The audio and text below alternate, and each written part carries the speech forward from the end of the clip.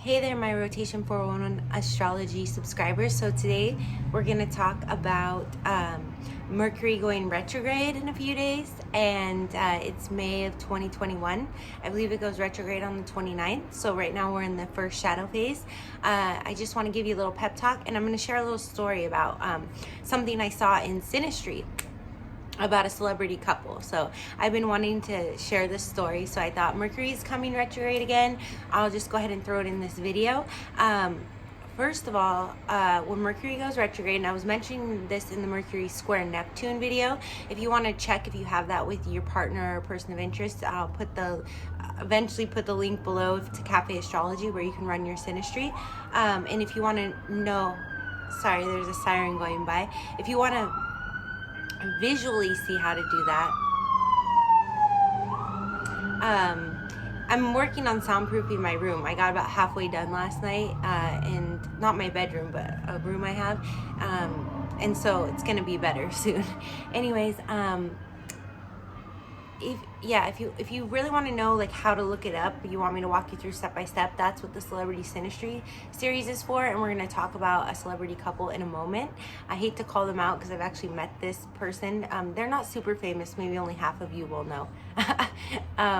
It's a TV actor, but anyways, so what I was going to say is, when Mercury goes retrograde, this is a time to go back and finish things. So like, for instance, some of you know I've been working on building a platform, and I have been having a little trouble with the apps and my developers. I haven't heard from it in a while, so I feel like Mercury retrograde is either going to bring them back to me, or there's a new way I want to implement it this time. And I've been working so much. When I started doing the birthday videos, I just got inundated. Like, every employer I've ever had all of a sudden needed employees because everything was opening, and I guess I was one of the ones they looked back on as reliable and dependable, and I got inundated with work, which is fine. I can use the extra cash temporarily, but it really has taken away from my online stuff that I was working on.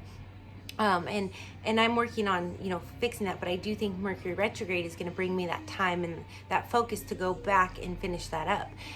It also may bring me the time and energy to catch up on the birthday videos and the big 144 series as well, because it's like my online stuff, right? My clients, my platform, and my YouTube channel.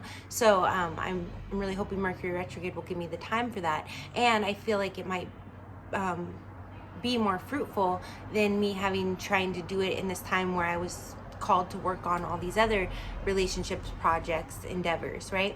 So it's not a bad thing. It can be frustrating because it can, mess with electronics and make things not work. And like, already at work, one of our credit card machine is down at one of my jobs.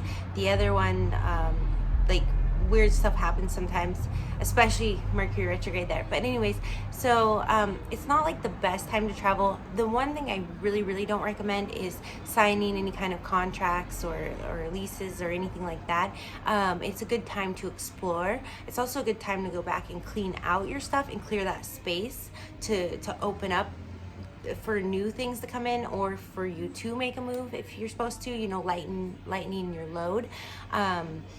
But the other thing is that I don't recommend is, I had mentioned this in the Mercury square Neptune video, but I was talking so fast that I didn't say it properly. So it's a good time, like if an old lover comes back, to explore that with them. Say they want to talk to you, say there's closure needed, maybe the lesson isn't complete, maybe there really is a chance to reconcile. It's a good time for that. But you might find that I recommend that, say Mercury retrograde starts the 29th, the last 3 weeks. Say someone comes back the 30th. I've seen it happen within the day, but usually it's sometime during the 3 weeks. I also see where no communication happens, and I'll touch on that. If you're my client and you've dealt with Mercury retrograde situations, I might have told you this before, but hopefully I'll remember to get back to that. But it's like, say that person comes back during that 3 weeks and you guys start hanging out again, you don't want to make any official decisions about it, like, oh, we're gonna officially get back together, until Mercury goes direct again and you're still continuing to hang out, because it could easily fall apart just as fast if you make that decision. Like, it might be one of those, but hey, you said we were gonna be something and now we're not, kind of a thing.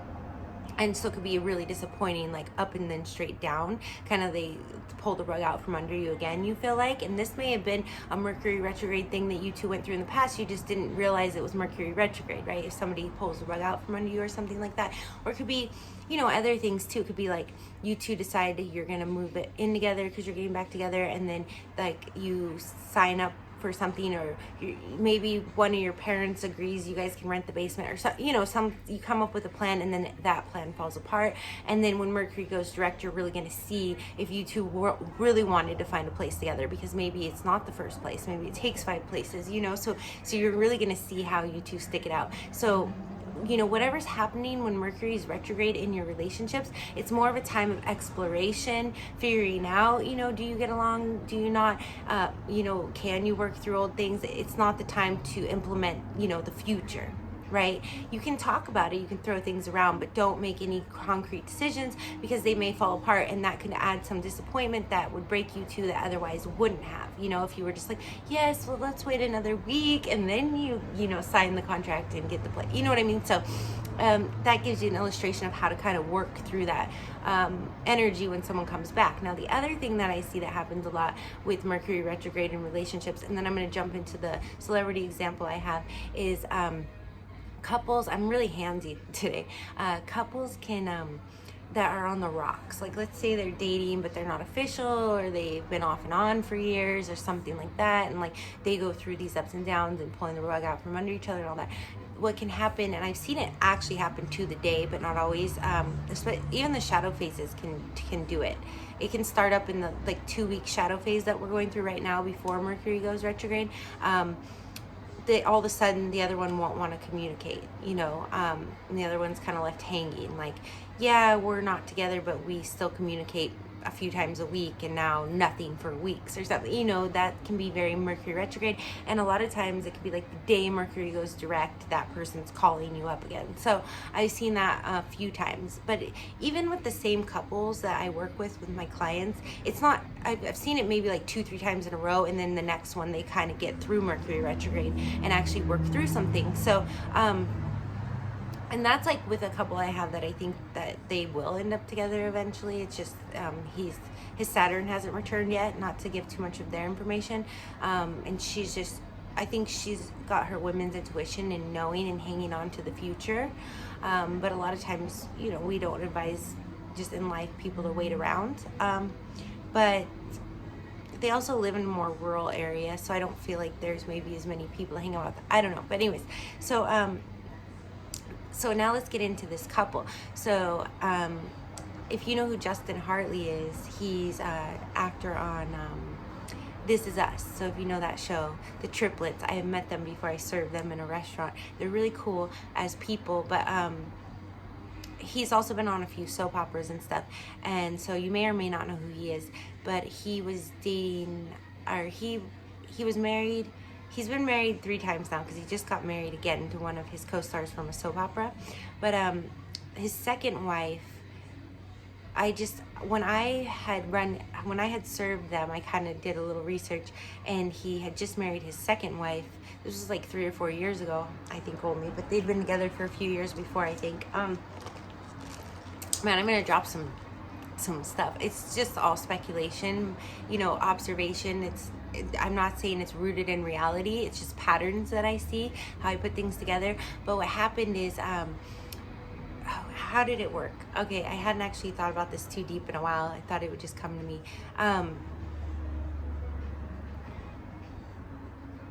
Okay, so one day, out of the blue, supposedly, even though he claims that, you know, she saw this coming and knew there was more issues, and they do have Mars square Pluto, so I'm sure they were meant to last 4 or 5 years, which is what they did. You know, whether married or not, it's a divorce aspect, right? Deal breakers are where you're probably never going to get married to begin with, but divorce aspects are where you could possibly get married, but it will end in divorce, and Mars square Pluto is one of those. Now, Mars square Pluto people don't always get married, but I see pretty consistently that it's a 4 or 5 year relationship, and I should do a video specifically on that, but I do touch on it in my Are You Wasting Your Time video. So what happened is they have Mars square Pluto, so they were meant to only last 4 or 5 years. But what happened is he filed for divorce. I believe it was like, I think it was like the day Mercury went retrograde, like the third time that, I think it was like 2019. I could be wrong. So it was like fall of 2019. The day Mercury went retrograde that fall, it was probably like around October, maybe November, he filed for divorce. And he put the date of their separation as the Mercury retrograde before the day that started in like July or the middle of the year, because we have 3 a year. So there's like one, the first one we're having actually is kind of late this year in May. I feel like it's usually like March, but there's like one in the early springtime, then one in the summer usually, and one in the fall. So, you know, it moves at a certain pace, so it changes a little. It's how fast Mercury goes around the sun is different than the Earth. It's faster than Earth, you know, it's a more inner planet, so it really affects things, right? It's spinning between us and the sun, so this is why it can really affect things. You know, our sun is our dominant life force, right? And like the sign that you know, right? The month that you're born. So Mercury gets in between there and can mess with things, make it go haywire between there and reality and Earth, right? So he puts the day of their separation as the day of the Mercury retrograde before the one. So just to give you an illustration, like here was the Mercury retrograde time period in the summertime, I believe, of 2019, and here was the fall Mercury retrograde 3-week period. And on the first day of the fall Mercury retrograde, he filed for divorce, supposedly out of the blue. Like I said, whatever. I always say Mars square Pluto is like where they seem like the perfect couple on the outside, no one sees the breakup coming.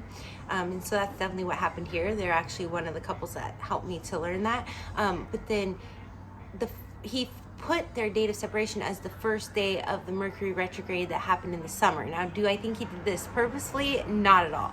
I have actually another theory behind, which is totally speculation, like kind of messed up. I actually don't believe it, but it's weird too. So when he filed that one, he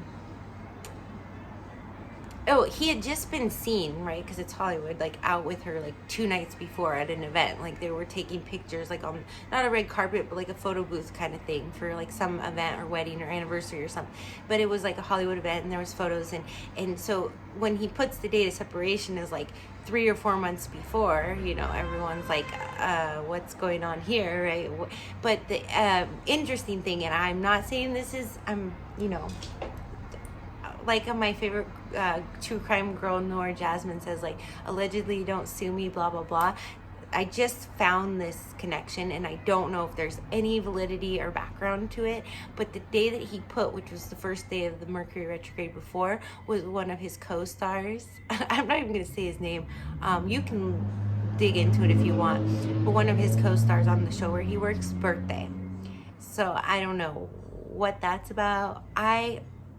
I'm not insinuating this at all, but for me, if I were to do something like that, like put the date of separation as that day, like 3 months before my coworker's birthday, I might be saying, hey, I know you hooked up with my coworker. Hey, I know you have a crush on my coworker. Tried to, you know, I feel like it was a little bit of an underground jab, but it was just very interesting that, I mean, that's just what I think. I have no idea why he put that day. So the other more light and probably more that the truth that has more truth to it is, I think that Mercury retrograde, he had this realization during that Mercury retrograde. You know, that's when we go back and review, are we doing things correctly? And he realized, I guess, during that middle Mercury retrograde of the year, on that first day, that he was done. And then it took him until the next Mercury retrograde, maybe because he was busy with work and life and just trying to push through, to go, okay, I'm ready to finalize this, you know. I don't know. That's probably more truth to it because it was subconscious, but it shows how the planets directly affected his actions. Now, whether he knows that or he did it consciously, I highly doubt he did it consciously. I just, it was a pattern that I found, and I find them, you know, I more often find them with my own connections and things because I'm just looking at them more and I can relate to them more. So I'm like, I'm not really connected to this person, but I was just observing and finding these patterns. So, just because the whole situation was interesting, because it seemed like they were so head over heels and then it fell apart, and I just somehow got into the astrology on it and went down a rabbit hole. So that's my little celebrity Mercury in retrograde story. I hope that you all have a great Mercury retrograde. I will be putting out the birthday videos for the rest of my Tauruses over the next couple of days whenever I have a moment, and I'm gonna be doing a Mars square video too.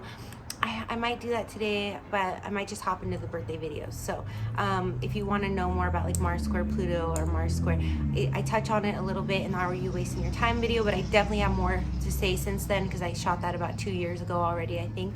So do be sure to like and subscribe, so that I can continue to come to you and give you all of my astrological observations. I'm sending you lots of love, blessings, and light.